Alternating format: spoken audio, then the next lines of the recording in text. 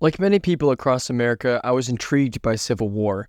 The trailer looked like it held great acting, action, and cinematography, all of which are vital to every war movie. Something else that made it intriguing was it was set during a second Civil War, set in a time when America is struggling with that very concept. I was curious to see how such a touchy subject was handled in a time when it was very much needed, and it did not disappoint, at least to me it didn't. Spoilers past this point. All over news sources, articles, and social media, people seemed outraged that there wasn't some sort of message, or that the movie didn't pander towards one side of an argument. In other words, Civil War didn't say anything political.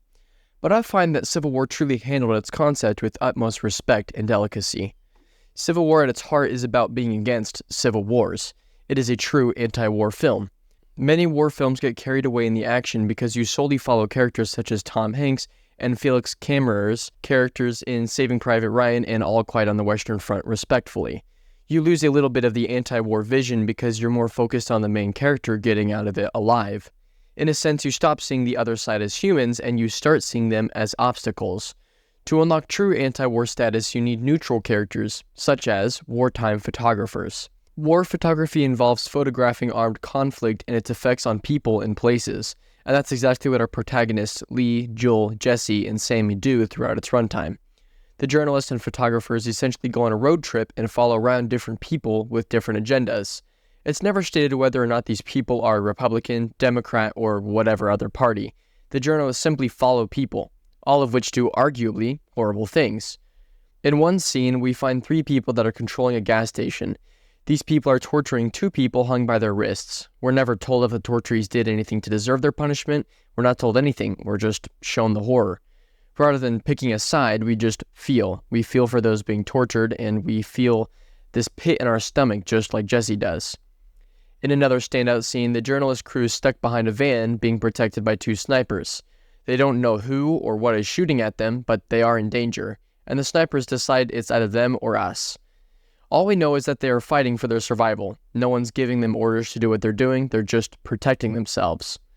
And as for the main conflict, we're told that Texas and California have teamed up to fight the president and thus protecting him. And I know that was a big spot of contention amongst the audience, including my friends. California and Texas would never team up in current America, but that's not the point, is it? The point is that 2 vastly different sides came together to fight a common enemy.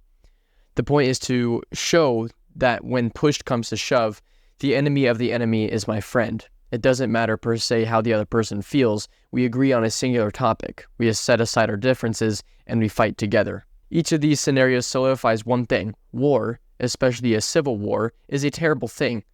By removing opinions and showing the truth that killing people is wrong, the audience feels and empathizes with the victims, no matter the side they stand on. We may not know much about Tony, other than he's a thrill seeker with a best friend, but we feel for him when he sees his friend get shot. We don't know much about the squad in the city, but we see the pain on their face when their comrade dies.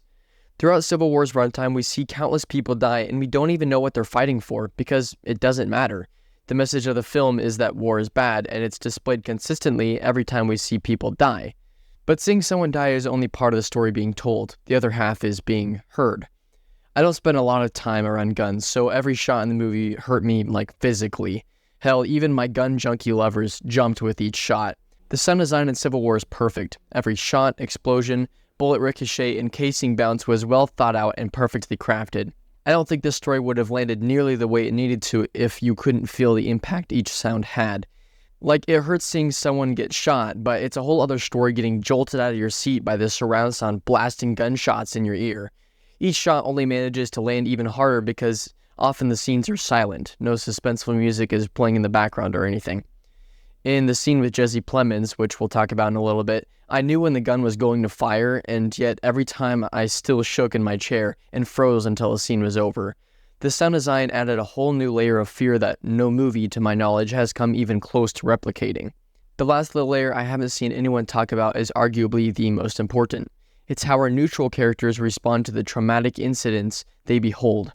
And I honestly think that these 3 kinds of people are throughout society and not just in the movie.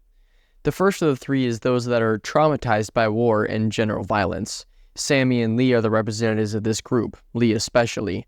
Lee has seen all kinds of things being a war photographer. She's jaded and finds it hard to enjoy life because she's seen what people are capable of when they're angry. By the end of the film, Lee just sits down crying, having a panic attack, unable to snap a single photo. Jessie is the second kind of person. She's not desensitized to violence, but is more naive in how she sees war and life. She wants to help spread the truth of how painful it all is, but hasn't fully realized the weight that death has on the soul. Because she's so new to the prospect of photography, she still has this eagerness to take pictures and share them with the world, even after witnessing horrible events. The third kind of person displayed through Joel is perhaps the most common throughout the world. Joel seeks the joy of the gunshots and the violence and suggests the crew follows troops through an abandoned city. For the most part, he gets an adrenaline rush and is having fun while people around him are getting shot. And it's not until a friend of his, Sammy in this case, gets killed that he realizes the weight of what he's dealing with. The reason I say Joel is the most common stereotype is because violence is so prominent throughout media. Hyper-violent games like Hotline Miami try to shed a light on violence, but ultimately end up reinforcing the idea that it's fun, something to seek out. TV shows, video games, violent films, easily accessible accident videos, and war edits are just a few prominent examples that display to society that violence is cool, or at the very least, not that big of a deal. And by pointing a finger at people that indulge in the media mentioned just now, there are three fingers pointed right back at me. I'm a sucker for films like The Thing, John Wick, and Bullet Train. I'm not stating that surface-level violent media is bad, but perhaps below the surface is a monster that needs to be controlled, lest the desensitization comes back to haunt us. I think the three archetypes are integral to the narrative because it serves as a warning sign to the audience to think about their actions and their consequences. I also think that these characters are important in finding how people may react to tragedies such as a civil war. Lee and other characters like her are integral to fighting off potential war. They've been around the block and have seen the horrors of wartime. They know better than anyone and ultimately have the most knowledge and experience in stopping wars, or at the very least, fighting for what's right. They are, in every sense, the leaders that guide the younger generations to a brighter future.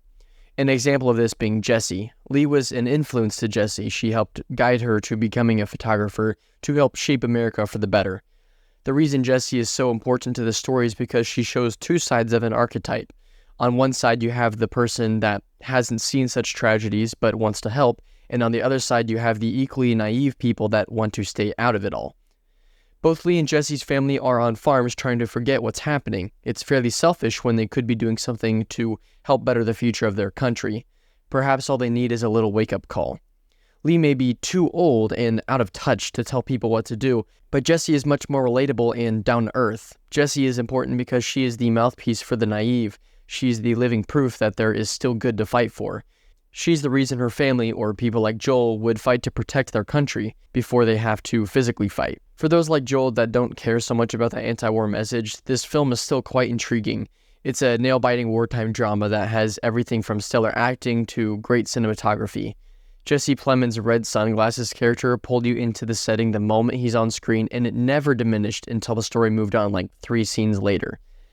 The only reason I can see people that came into this film looking for action would be disappointed is because the lack of world building. From a world building standpoint, Civil War name drops a few factions, but never adds much substance to them other than the president airstrikes some civilians. For that reason, I can see why the film would be disappointing, but satisfying wasn't really the intention, now was it? Any more world building would have taken away from Civil War's message, so it's for the best in my opinion. However, despite the criticism, Civil War is on top for anti-war films.